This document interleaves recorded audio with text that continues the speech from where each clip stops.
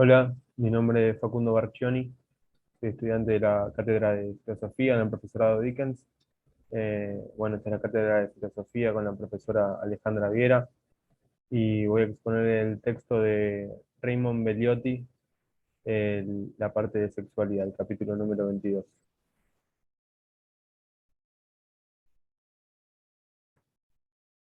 Bueno, primero hago una introducción sobre la sexualidad a lo largo de la historia, sobre cómo lo abordaron los filósofos, tanto en la Grecia clásica, en un principio que era muy popular entre los poetas y demás filósofos, se hablaba del tema con total libertad y sin inhibirse para nada.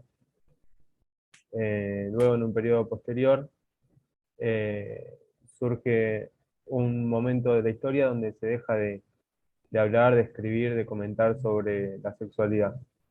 Eh, bueno, hasta que llegamos a la actualidad, que en la actualidad se habla como un brote nuevamente de la sexualidad con preguntas actuales, como temas de género, preguntas sobre matrimonio, dudas sobre cómo relacionarnos con las personas en la intimidad o no de las relaciones sexuales. En un principio el texto realiza dos advertencias. Primero, bueno, que en cuanto se trata lo moralmente permisible, es lo mismo que decir lo no prohibido moralmente. Eh, lo moralmente permisible no quiere decir que sea algo que se tenga que hacer, sino que se puede hacer, pero no es una exigencia, no te lo exige. Y por último, que de la parte de la sexualidad que vamos a hablar, eh, es hoy en este mismo momento, digamos, no se piensa a un proyecto a largo plazo, sino en este preciso instante, siempre que se hable de acá de la sexualidad. Bueno, al principio tenemos el dualismo en Grecia antigua. Había una importancia, sobre todo eh, los presocráticos, sobre el tema del dualismo, que es el cuerpo y alma. Básicamente la separación entre dualismo, entre cuerpo y alma, poniendo el alma en un papel mucho más importante y la necesidad constante de tener que purificar el alma, eh, hasta el punto de usar sacrificios animales, sacrificios de otras personas, eh, hasta también la parte de la mentalidad pacífica y la meditación. A través de estos medios se purificaba el alma. Eh, Todo este proceso llevó en tema de sexualidad a suprimir los impulsos sexuales. Se decía que el cuerpo era una jaula, era una cárcel para el alma, que no solamente tenía que ser purificada, sino tenía que, una vez que se hacía esta separación entre cuerpo y alma, que se hacía a través de la muerte, el alma reencarnaba básicamente en otra persona o en otro animal. Eh, bueno, pasamos a lo que sigue. Pensamiento judío-cristiano. Bueno, es más o menos el que conocemos según la iglesia. En un principio es mucho más permisivo, es mucho más abierto y luego con la incorporación de algunos pensadores, algunos escritores como San Agustín y San Pablo, eh, cambia. En un principio habla de- del papel del matrimonio como parte fundamental y donde se desarrolla la fecundidad y la paternalidad.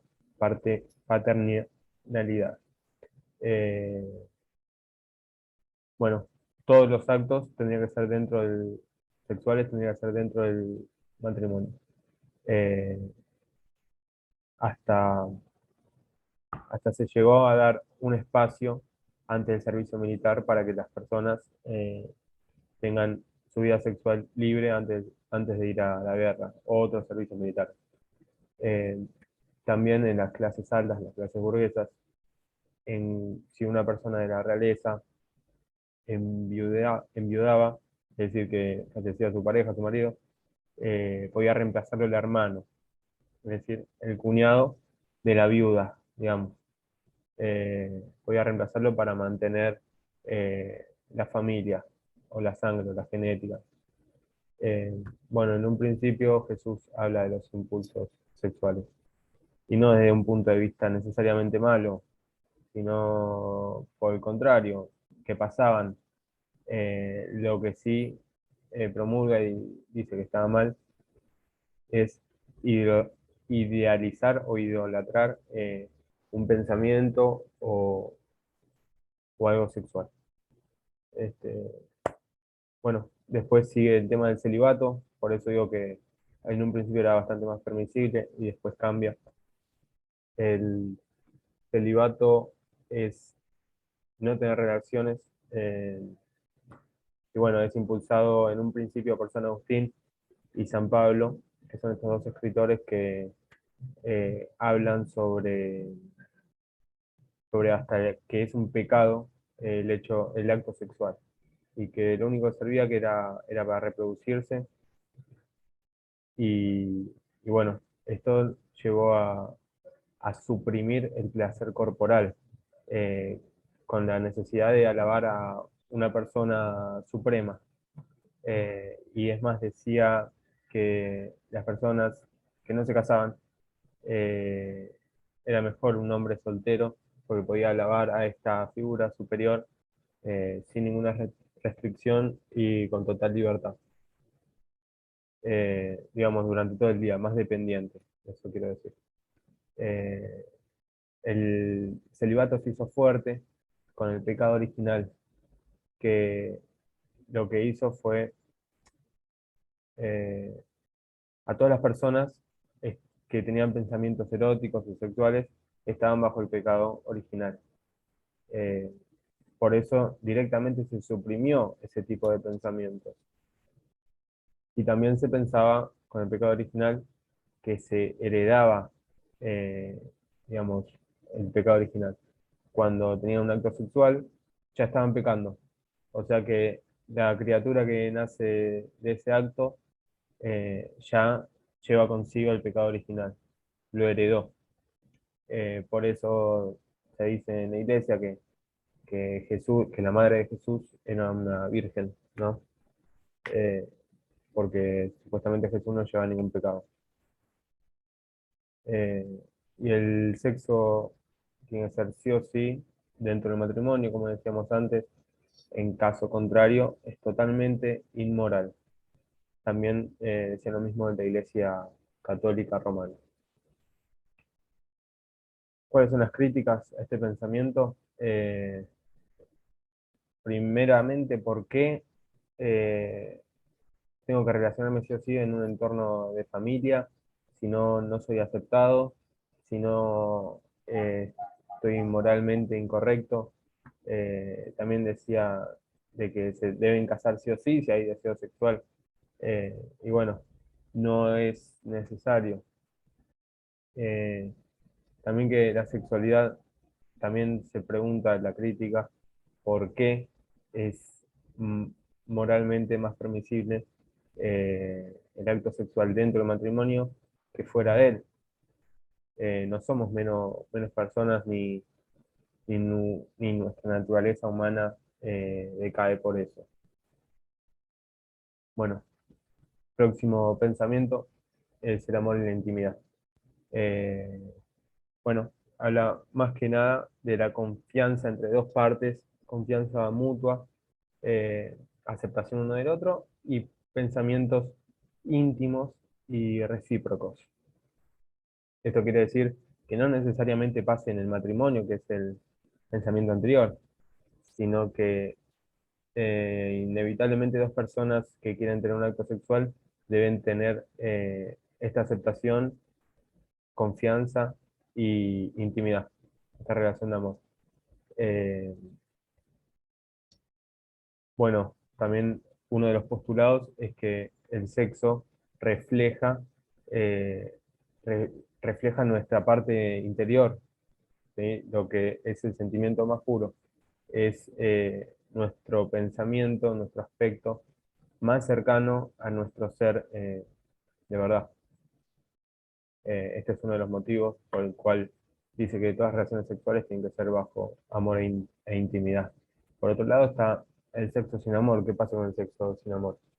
Lo que dice esta parte del pensamiento es que degrada la personalidad humana. Este, cualquier acto sexual debe mantenerse en estos términos y obviamente debe ser consensuado por las dos personas. Eh, y hay dos partes al final que habla de una exclusividad de este amor e intimidad, que se lo llama también fidelidad absoluta, que estas dos personas se corresponden una a la otra y a nadie más. Se arma como una especie de contrato. Después vamos a hablar más del contrato. O el otro de los enfoques es el de la poligamia, ¿sí? Que es lo opuesto directamente. Una persona que ama a alguien puede amar o tener esta relación de amor e intimidad con varias personas, o con más de una, por lo menos. Entonces no necesariamente lleva una exclusividad con una sola, sino puede tener varias personas. Bueno, ¿cuál es la crítica a este pensamiento? Es y muy parecido antes. ¿Por qué debe ser así? ¿Por qué estar con alguien, ¿sí? Sexualmente, que no sientas amor o que no sientas o que no tengas esa relación de intimidad no te hace menos persona, ni tu vínculo es peor? Y bueno, eso lo podemos ver en la sociedad que no se respeta realmente, sino que uno puede estar con la persona que quiere, esto es lo que dice la crítica, ¿no? Uno puede estar con la persona que quiere y eso no te hace, la relación que tengas no es ni mejor ni peor, ni vos sos menos o más personas.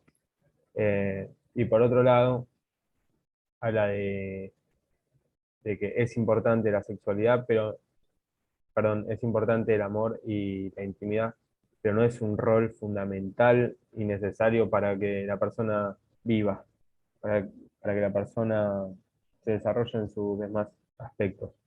Digamos, es muy probable vivir sin amor e intimidad, ¿no? Bueno, seguimos con el próximo pensamiento, número 3, la concepción libertaria. Eh, Esta es otra concepción totalmente diferente, donde cada uno tiene libertad absoluta, eh, y, pero volvemos al acuerdo. El acuerdo sí o sí tiene que ser mutuo y todas las partes, digamos, la parte uno y la parte 2 tienen que tener un consentimiento de todo, ¿sí? Tiene que estar informado absolutamente de todo. Eh, digamos, cada uno pone sus condiciones, aceptan y se relacionan sexualmente. Eh, no tiene que haber, con esto me refiero a que no tiene que haber extorsión, ni amenazas, ni conveniencia, ni, ni todas esas cosas que ya te llevan a posicionarte en un acuerdo que no estás de igual a igual. Y bueno, los valores más importantes son esto que hablamos antes, de la libertad y la autonomía. Esto lo relaciona un poco con el tema de la elección de la persona. Bueno, eh, vamos a la crítica. Eh, ¿Cuáles son las numerosas distorsiones morales que tiene el contrato? Para esta persona libertaria, no hay daño si hay consentimiento, ¿no? Digamos, lo único necesario es que ambas partes estén de acuerdo. Si la parte uno y la parte 2 dicen que sí, sea cual sea la condición de cada uno, se da el acto y listo, y fin de tema. Eh, la existencia del contrato no le da en sí una validez moral. Esto quiere decir que, por más lo que decía antes, por más que haya un contrato entre dos personas que quieran algo, puede ser o no válido moralmente. Está el cuento de Juan Guerra, que es una de las personas ricas de uno de los pueblos, que invita a otro a cortarse un dedo por plata. Los dos aceptan, que ese podría ser uno de los acuerdos, un ejemplo de acuerdo. Ambos aceptan, ¿sí? Se da el acto, en este caso le corta el dedo, y el señor se queda sin el dedo y con su plata. Eh, a ver, ¿el acto sucedió? ¿Estaban de acuerdo las dos partes? Sí. ¿Es moralmente permisible? No, no tiene validez moral. Esta es la crítica mayor. Bien, vamos a las modificaciones kantianas. En un principio, que la persona no es un objeto, no es un medio para nuestros fines, no es una forma de llegar y de satisfacer nuestro placer. Y también habla el autor que no es hasta un insulto tratar, que estoy de acuerdo, es un insulto tratar a otra persona como menor o inferior o como un objeto, eh, porque sí, es uno de los insultos más graves. Eh, Habla de que es necesario una relación entre dos personas para, porque hay situaciones, hay sentimientos que sí o sí tienen que ser de a dos. Entonces, todo lo que necesite de la otra persona no lo vas a poder hacer solo. Y la sexualidad se rige también con la misma moral que las demás acciones. Digamos, no se rige por otra tabla. Es igual que todas desde una tabla moral. Eh, la única condición que ponen las modificaciones kantianas, que es, también habla de uno de acuerdos de dos personas, eh, pero habla como de cumplir con la palabra y de que no tiene que haber bajo ninguna condición engaños. Si una de las dos partes no cumple lo que propone al otro, o tiene, también vamos a hablar antes sobre el tema de amenazas o extorsiones, eh, digamos, ahí sería inmoral para las modificaciones kantianas. ¿Cuál es la crítica de este pensamiento?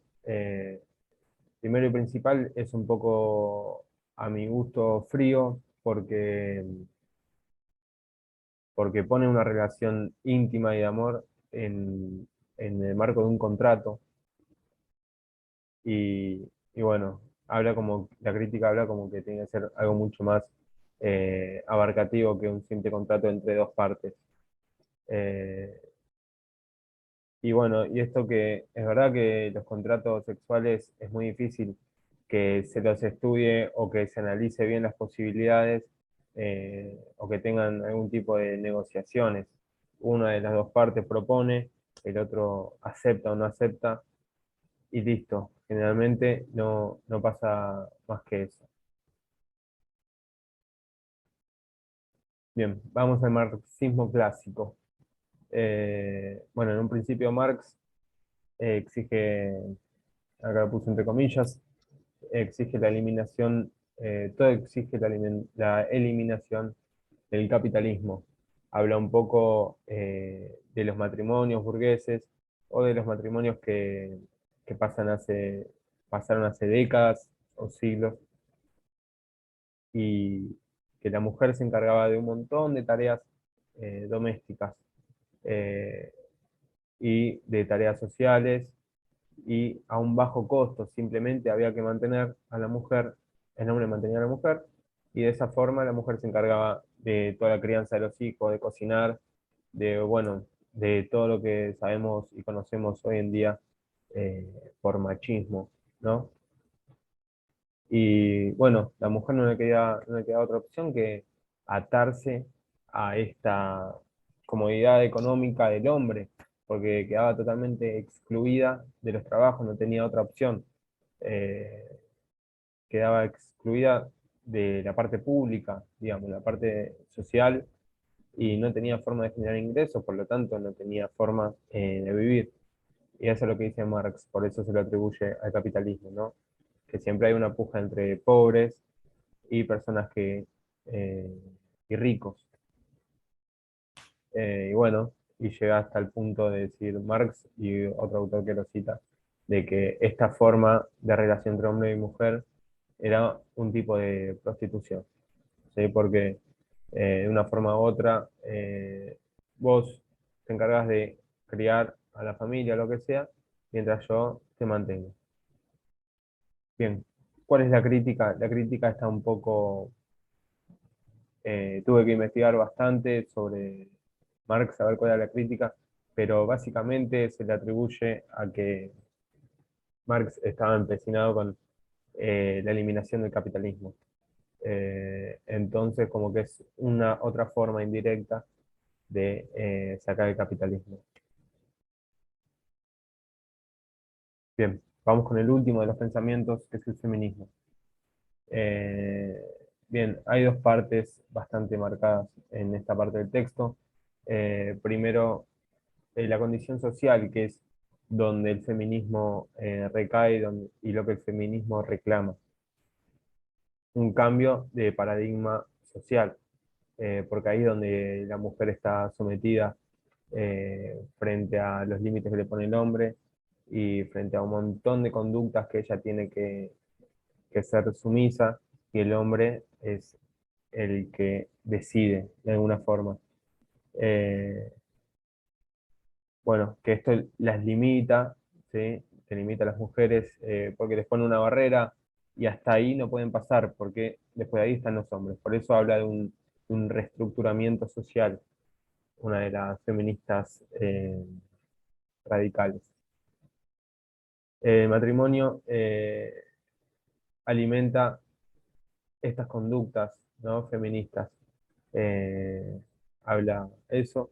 Y para otras puede existir una relación de respeto entre hombre y mujer, ¿sí? Estas son básicamente las dos posturas del feminismo que no están de acuerdo, que siguen un mismo rumbo hasta un punto en el que un tipo de feministas más extremas dicen de que cualquier tipo de matrimonio o relación hombre-mujer está alimentando, eh, está alimentando que el hombre esté en la posición que esté y que la mujer esté en la posición que esté, que es inferior, ¿no? Y otra de las posturas femeninas dice, no necesariamente tiene que ser así, si hay un respeto entre las dos partes, por más que uno sea hombre y otro sea mujer, pueden coexistir perfectamente, siempre y cuando haya respeto e igualdad. Bueno, esta agresión y dominación del hombre sobre la mujer eh, se ve también en la sexualidad, ¿no? Donde, donde el hombre es un poco el que manda también. Y habla de que el sexo, en el feminismo, habla de que el sexo es permisible siempre y cuando ninguno tenga una postura superior a la otra. Más específicamente que el hombre no esté superior a la mujer. Eh, bueno, acá también hay varios desacuerdos entre el mismo feminismo. Bueno, ¿cuál es la crítica que se le hace? Primero, si es necesaria una separación entre hombre y mujer, eh, o pueden coexistir. Un poco de la discusión entre las dos posturas. Eh, y si la mujer habla de que hay que ser parcial en un montón de cosas, también la mujer debería ponerse parcial para eh, el rol paternalista que ocupa el hombre. Así que bueno, con esto finalizo mi exposición del trabajo y el miércoles, el lunes, perdón, 29, eh, voy a defenderlo. Bueno, espero que alcance para poder promocionar la materia, pues estoy muy cerquita y me queda muy poco, me quedan 50 centésimos. Bueno, muchas gracias.